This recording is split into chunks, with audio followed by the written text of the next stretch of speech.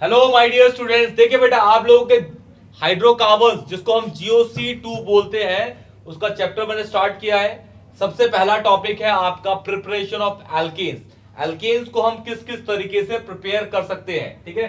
तीन चार तरीके हैं, तीन चार तरीके से हम एल्केन को प्रिपेयर कर सकते हैं। ध्यान सुनिएगा बेटा, बहुत इजीली कॉन्सेप्ट आपको समझा दूंगा और सारे preparation of alkene, chemical properties of alkene, physical properties of alkene, IUPAC nomenclature तो मैंने डाल ही चुका हूं GOC1 के अंदर। अगर आपको वीडियो ना मिली हो तो प्लीज मुझे कमेंट करिएगा या फिर आप प्लेलिस्ट में चेक करिएगा, आपको GOC के लेक्चर भी मिल जाएंगे सारे के सारे। क्लियर बेटा? ओके, तो बेटा ये आपका एल्केन है, ठीक है। ध्यान सुनिएगा किस किस तरीके से हम यहाँ पे इसकी प्रिपरेशन करेंगे। पहला है बेटा, पहला प्रिपरेशन ऑफ एल्केन्स। पहला किससे हम करेंगे? एल्कीन या एल्काइन से। एल्कीन या एल्काइन से। ध्यान सुनिएगा बेटा, पहला करते हैं एल्केन से पहला, ठीक है। जैसे कि इस रिएक्शन को हम हाइड्रोजिनेशन रिएक्शन भी बोल सकते हैं। Hydrogenation reaction. Hydrogenation reaction basically क्या होता है? Addition of hydrogen gas. ये रिएक्शन आपने 10th क्लास में भी पढ़ी होगी, आई एम डैम श्योर। देखिए बेटा, सपोज कहता हूं कि भाई मेरे पास में कोई भी एल्कीन है, ठीक है, या फिर मेरे पास कोई भी एल्काइन है। एल्कीन के अंदर अगर मैं डाल दूंगा हाइड्रोजन गैस, किसके साथ? PT, PD या फिर निकल के साथ। ये तीनों के तीनों क्या है? कैटलिस्ट होते हैं। इन तीनों में से आप कोई भी कैटलिस्ट यूज कर सकते हैं। कोई भी कैटलिस्ट इन तीनों में से आप यूज कर सकते हैं बेटा। क्लियर? इन तीनों में से कोई भी कैटलिस्ट आप यूज कर सकते हैं। तो दो हाइड्रोजन आपके अटैच हो जाएंगे और ये बन जाएगा आपका एल्केन। किस तरीके से? देखिए ध्यान से। सपोज मैं कहता हूं कि भाई मेरे पास ना CH2 डबल बॉन्ड CH2 है, ठीक है। यहां पे डाल दिया मैंने H2 को मैंने ऐसे लिख दिया और इन तीनों में से एक निकल को कैटलिस्ट मान के यूज कर लिया। तो सबसे पहले आपको देखना है कि जो भी एल्कीन है, ये तो सिंपलेस्ट ले लिया, कहीं भी आपके पास एल्कीन हो, कितने भी बड़े कार्बन का हो, तो आपको देखना है किन दो कार्बन के बीच में डबल बॉन्ड है। यहाँ पे तो दो ही कार्बन है, तो इन दोनों के बीच में ही डबल बॉन्ड है। तो एक H आपको यहाँ पे लगाना है, एक H यहाँ पे लगाना है और डबल बॉन्ड को किस में कन्वर्ट कर देना है? सिंगल बॉन्ड में। तो ये बन जाएगा आपका CH3 सिंगल बॉन्ड CH3, मतलब ये हो गया आपका इथेन। क्या हो गया बेटा? इथेन। क्या हो गया? इथेन। तो देखिए बन गया एल्केन, ठीक है। अगर इन केस आपके पास कोई एल्काइन हुआ, एल्काइन लेके चलते हैं, चलिए मैं ले लेता हूं प्रोपाइन। क्या लेता हूं? प्रोपाइन। तीन कार्बन का, ये CH3 C 1 2 3 CH। क्लियर है? इसमें सबसे पहले मैंने डाला हाइड्रोजन गैस, पहली बार, ठीक है। तो दो H है इसके अंदर भी, यहां पे भी अनसैचुरेशन देखना है। जैसे यहां डबल बॉन्ड देख रहे थे, यहां पे आप देखेंगे ट्रिपल बॉन्ड। क्लियर?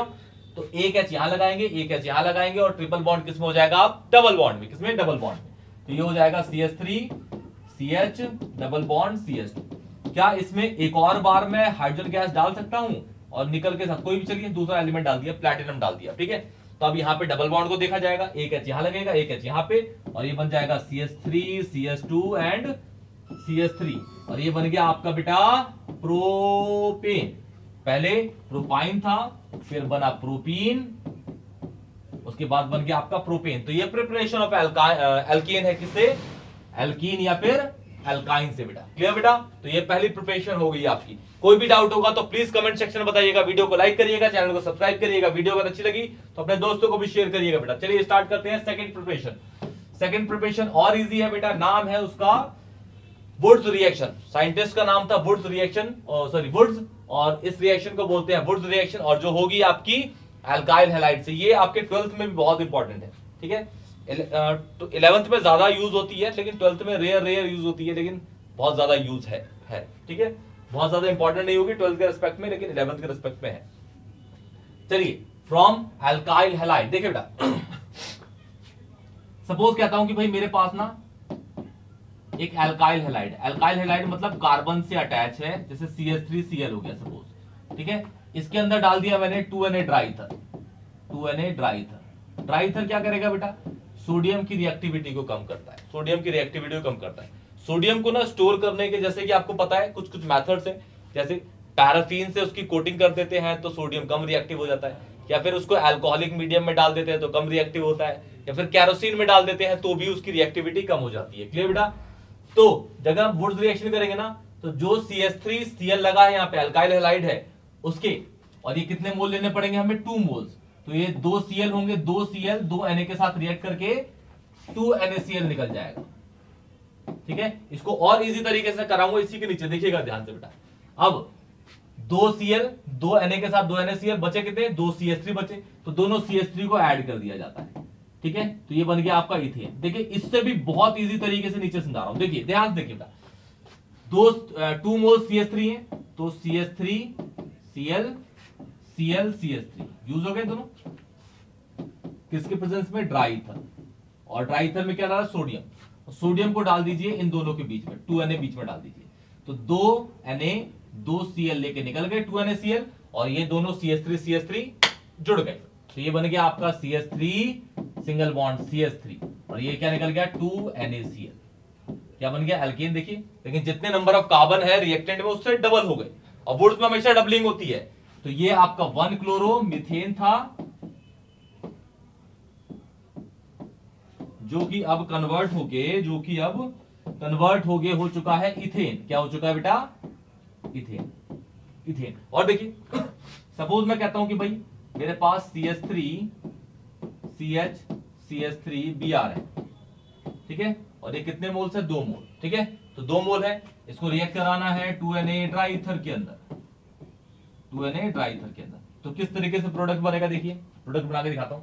2 है ना, 2 मोल से ही, तो देखिए पहले मोल को ऐसे लिखता हूं मैं Br, फिर 2 Na डाल देता हूं प्लस में, फिर Br CH3 और ये हो गया आपका 2 NaBr निकल गया, क्या निकल गया 2 NaBr, या माइनस लिख देता हूं, ठीक है, माइनस मतलब निकल गए, ठीक है, और ये ड्राई ईथर की प्रेजेंस में था, किसकी प्रेजेंस में, ड्राई ईथर की, तो अब ये वाला और ये वाला अटैच हो जाएंगे, तो ये दिखेगा आपका CH3 इसी जगह पे दोबारा रिप्लेस कर दीजिए CH3 इसका नाम होगा 1 2 3 4, 2 पे और 3 पे है तो हो जाएगा 2,3 डाइमिथाइल ब्यूटेन बेटा, ये होगी आपकी वुड्स रिएक्शन। क्लियर है बेटा, कोई भी डाउट होगा तो प्लीज मुझे कमेंट सेक्शन में बताइएगा, वीडियो को लाइक करिएगा, चैनल को सब्सक्राइब करिएगा बेटा। क्लियर बेटा, चलिए अब है हमारा सेकंड, 3 तरीके कर लिए, पहले वाले में एल्कीन और एल्काइन दोनों से कर लिया, अब हमने कर लिया किससे, वुड्स रिएक्शन से। अब थर्ड है Dumas decarboxylation reaction, carboxylic acid से। बढ़ते हैं बेटा, देखिए आगे, लास्ट है ये आपकी प्रिपरेशन,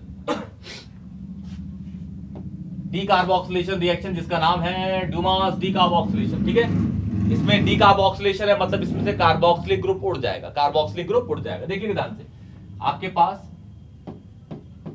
कोई भी कार्बोक्सिलिक ग्रुप है, कोई भी कार्बोक्सिलिक एसिड है, ठीक है, इसके अंदर डाल दिया हमने NaOH के साथ CaO प्लस हीट, ठीक है, तो जितने भी कार्बोक्सिलिक ग्रुप के कार्बन होंगे उसमें से एक कार्बन कम हो जाएगा इसके अंदर, और ये हो जाएगा आपका एल्केन बन जाएगा, क्या बन जाएगा, एल्केन।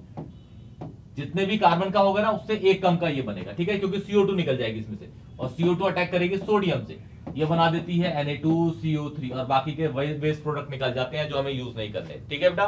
देखिएगा ध्यान से मैं किस तरीके से बनाता हूं, सपोज मेरे पास है इथेनोइक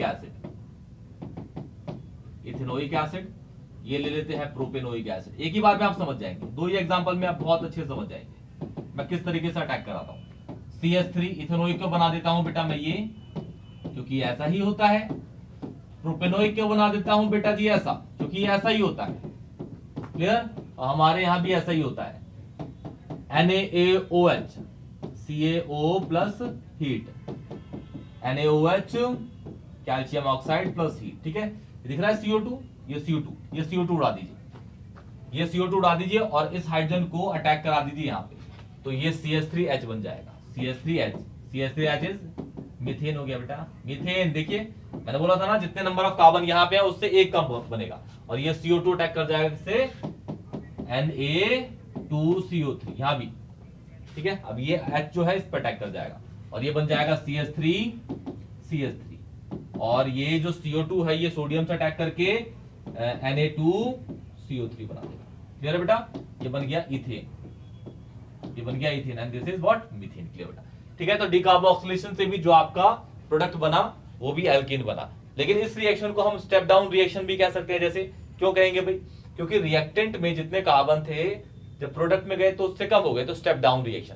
स्टेप अप रिएक्शन कैसी होती है, रिएक्टेंट से जब प्रोडक्ट में गए तो नंबर ऑफ कार्बन बढ़ गए, जैसे वुड्स में नंबर ऑफ कार्बन डबल होते, तो ये स्टेप अप रिएक्शन थी, ये स्टेप डाउन रिएक्शन है। क्लियर बेटा? तो ये आपका प्रिपरेशन ऑफ एल्केन यहाँ पे खत्म होता है। कोई भी डाउट होगा तो प्लीज कमेंट सेक्शन में बताइएगा, वीडियो को लाइक करिएगा, चैनल को सब्सक्राइब करिएगा। तब तक के लिए टेक केयर। ऐसे ही मैं पूरा चैप्टर कंप्लीट करा दूंगा, तब तक के लिए टेक केयर बेटा।